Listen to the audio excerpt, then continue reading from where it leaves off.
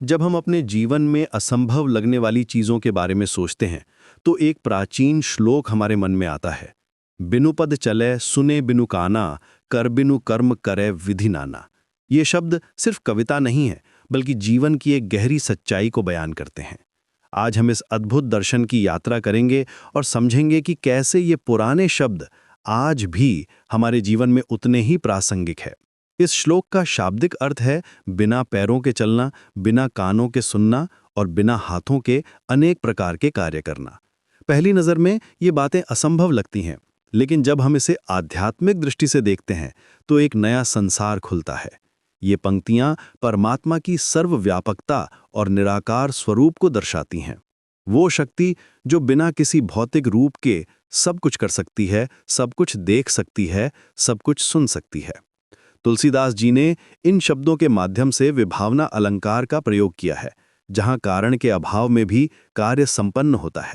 ये सिर्फ साहित्यिक चमत्कार नहीं है, बल्कि जीवन की एक गहरी सच्चाई है।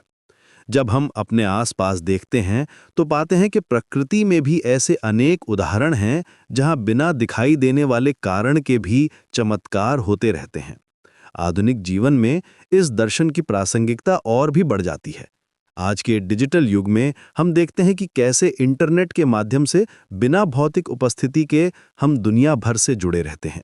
हमारे विचार, हमारी भावनाएं, हमारा प्रेम, ये सब बिना किसी भौतिक रूप के अपना काम करते हैं। एक माँ अपने बच्चे की परेशानी को हजारों मील दूर से भी महसूस कर लेती है। ये कैसे होता है? ये वही शक्ति है जिसके बारे में ये श्लोक बात करता है। महातो शॉर्ट्स, जब हम इस दर्शन को अपने व्यवहारिक जीवन में उतारते हैं तो हमें समझ आता है कि सच्ची शक्ति भौतिक चीजों में नहीं, बल्कि हमारी चेतना में है, हमारे संकल्प में है, हमारी श्रद्धा में है। एक व्यक्ति जो शारीरिक रूप से अक्षम है, वो भी अपनी इच्छा शक्ति से पहाड़ हिला सकता है। स्टीफन हॉकिंग जैसे वैज्ञानिक ने दिखाया कि कैसे शरीर की सीमाओं के बावजूद भी मन की शक्ति से ब्रह्मांड के रहस्यों को समझा जा सकता है। ये श्लोक हमें सिखाता है कि हमारी असली पहचान हमारे शरीर में नहीं, बल्कि हमारी आत्मा में है। जब हम ध्यान करते हैं तो हम बिना कहीं जाए अनंत की यात्रा करते हैं। जब हम प्रेम करते हैं तो बिना छुए भी दूसरे के दिल को छू लेते हैं। जब हम दया करते हैं तो बिना कुछ दिए भी सब कुछ दे देते हैं। ये सब उसी दिव्य शक्ति के प्रमाण हैं जिसकी बात इस श्लोक में की गई है। आज के समय में जब हम तकनीक पर इतना निर्भर हो गए हैं तो ये श्लोक हमें याद दिलाता है कि सबसे बड़ी तकनीक हमारे अंदर ही है।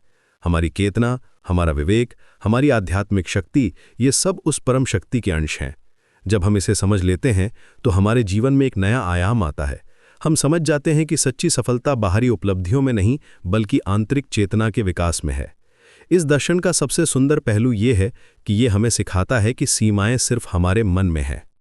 जब हम अपनी चेतना को विस्तृत करते हैं तो हम पाते हैं कि हमारी क्षमताएं असीमित हैं। हम बिना भौतिक साधनों के भी अपने लक्ष्यों को प्राप्त कर सकते हैं, अपने सपनों को साकार कर सकते हैं। ये वो शक्ति है जो हर इंसान के अंदर छुपी हुई है। बस जरूरत है उसे पहचानने की, उसे जगाने की।